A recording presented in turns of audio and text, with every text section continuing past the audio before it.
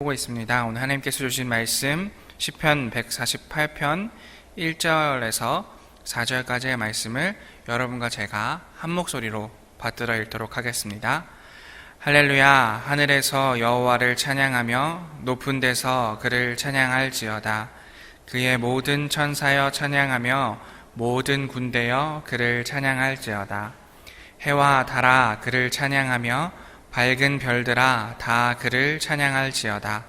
하늘의 하늘도 그를 찬양하며 하늘 위에 있는 물들도 그를 찬양할지어다. 아멘. 저희들이 시편을 함께 살펴보고 있습니다. 시편은 하나님을 섬기며 살아가는 사람들이 만나게 되는 다양한 상황들에서 만들어진 노래들의 모음집입니다. 노래들에는 종류가 있는데요. 탄원시, 감사시, 찬양시, 제의시, 지혜시, 제왕시와 같은 분류로 나눌 수가 있습니다. 그 중에 오늘 살펴볼 시편 148편은 어제 살펴본 104편과 마찬가지로 찬양시의 범주에 들어갑니다. 104편이 하나님의 창조를 찬양하는 찬양시였다면 이 시편은 흔히 할렐루야 시편이라고 부르는 5곡 중에 한 노래입니다. 시편 146편부터 5개의 할렐루야 시가 나타나고 있는데요. 이 5개의 시편들은 시편 전체를 마무리 짓는 결론입니다. 이 5개의 시편은 내용상도 시편 전체의 결론으로서 합당합니다. 특히 시편 146편에서 148편은 성전 예배에서 찬양으로 사용되었으나 후에 시편 149편에서 150편과 함께 아침 기도에 사용되었습니다. 그러니 새벽 기도회에서 146편에서 150편까지 할렐루야 찬양시를 살펴보는 것은 참 합당하다 싶습니다. 이 5개의 시편은 하나님의 성품을 드러내고 하나님께서 행하신 일을 선포하면서 하나님을 찬양하고 있습니다. 이 시편들을 왜 할렐루야 시편이라고 부르냐면, 여러분들 오늘 148편을 보시면 알겠지만 1절에서 시작할 때에 할렐루야로 시작하고 있고 14절에서 말씀을 마칠 때에도 할렐루야 하고 마치고 있습니다. 이렇게 할렐루야로 시작해서 할렐루야로 마치는 시편들의 모음을 할렐루야 시편이라고 부릅니다. 여러분들은 아침에 일어나서 이런 경험 해보신 적 있을 겁니다. 어떠한 노래를 들었는데 그 노래가 하루 종일 입에서 맴도는 경험을 해보신 적이 있을 것입니다. 제가 어제 말씀을 준비하느라 이 148편을 여러 번 읽었는데요. 읽고 나니까 비슷한 느낌을 받았습니다. 왜냐하면 1절부터 14절까지 그렇게 길지 않은 시편임에도 불구하고 이 안에 찬양하라, 찬양이라는 말이 12번이나 반복해서 등장하고 있기 때문입니다. 둘 중에 하나일 겁니다. 하나님을 찬양하고 싶은 마음이 너무나 간절해서 지속적으로 반복했던지, 아니면 찬양하라, 하나님을 찬양하라라는 말을 12번이나 반복해야 될 어떠한 이유가 있었을 것입니다. 단순히 사람들에게 우리 같이 찬양합시다 라고 148편은 이야기하는 것이 아니라 해나 달, 별, 불, 땅, 물, 공기, 산, 나무, 동물들과 같은 자연과 심지어는 우박이나 눈, 안개와 같은 자연 현상에게도 하나님을 찬양하자라고 이야기하고 있습니다. 이 시편 148편의 화자는 왜 이렇게 간절하게 찬양하자고 이야기하고 있는 것일까요? 이를 알기 위해서는 시편 148편이 쓰여진 배경에 대해서 조금 알아볼 필요가 있습니다. 이 시와 다음에 나오는 두 편의 시는 유대인들이 바벨론에서 예루살렘으로 귀환하여 성벽을 재건한 때, 즉 에스라와 느헤미야 시대에 쓰여진 것으로 보여집니다. 많은 학자들은 시편 147편에서 150편까지가 느헤미야가 성벽 봉헌식을 할 때 사용한 노래라고 주장하고 있습니다. 유대인들은 바벨론에서 예루살렘으로 돌아온 후에 먼저 성전을 짓고 그 후에 다시 성벽을 재건하고 성문을 완성했습니다. 이런 상황에서 시편 147편은 예루살렘을 회복시켜 주신 하나님께 감사하는 노래이고 148편은 유대 민족에게 독립을 주신 하나님께 감사하는 노래이고, 149편은 속국으로 살던 유대인들이 스스로 성벽을 쌓고 자신을 보호할 수 있게 된 일에 대해서 감사를 드리는 노래입니다. 다시 한번 상황을 돌아보도록 하겠습니다. 이스라엘 백성이 길고 긴 바벨론에서의 포로기를 마치고 예루살렘으로 돌아온 상황인 겁니다. 주변을 둘러보면 무너진 예루살렘 성벽, 그리고 그 중심에 또한 무너져 있는 예루살렘 성전이 있는 상황입니다. 너무나 가고 싶던 고향, 너무나 그리워하던 고향, 어떤 이들에게는 어머니 아버지에게 들어보기만 했던 꿈과 같은 꿈속의 고향으로 돌아왔는데, 그곳에 보이는 것은 폐허와 잿더미뿐인 상황이었던 것입니다. 막막한 상황인 것입니다.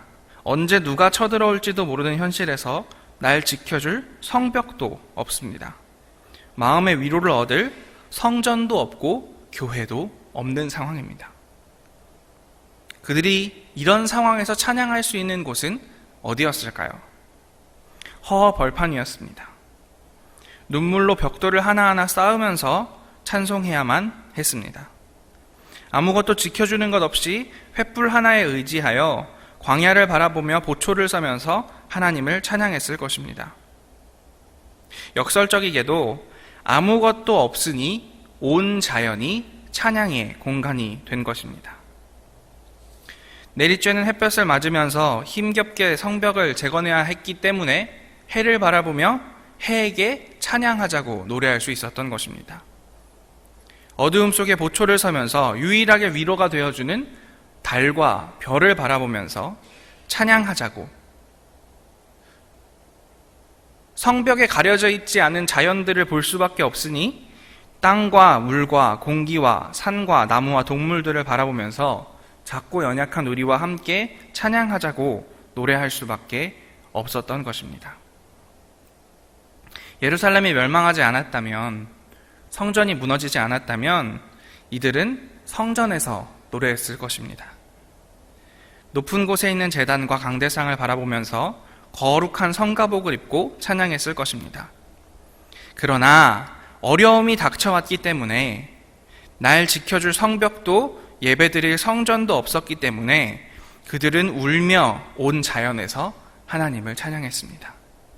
온 만물에게 하나님께 찬양할 것을 외치고 또 외치게 된 것입니다.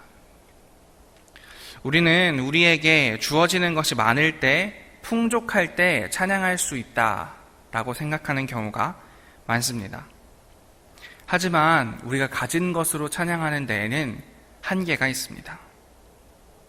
눈에 보이는 것에만 감사할 수 있고 안락하고 안전하게 나를 보호해주는 벽 안에서만 찬양할 수 있기 때문입니다. 그러나 우리에게 있는 부족함으로 찬양하기 시작할 때 거기에서 상상력의 노래가 흘러나오게 됩니다.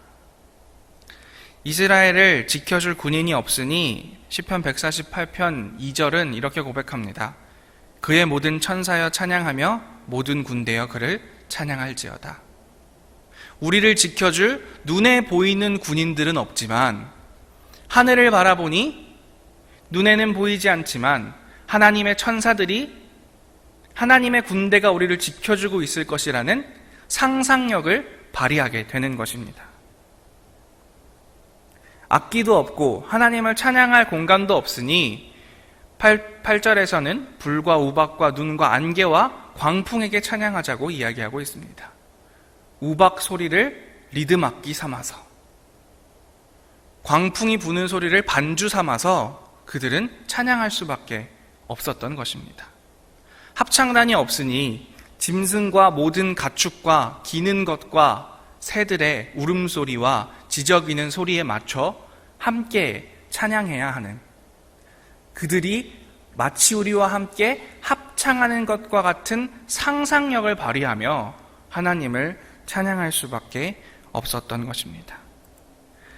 그들은 상상력의 노래로 하나님을 찬양하자고 외치고 있는 것입니다. 오늘 우리는 어떻게 찬양하고 있습니까?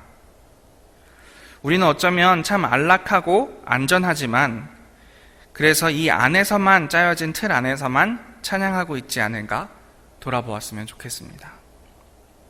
언젠가부터 교회 안에서 찬양은 실력을 평가하게 되고 시스템을 평가하게 되는 감상하는 찬양이 되어버린 측면이 있지 않은가 돌아봅니다.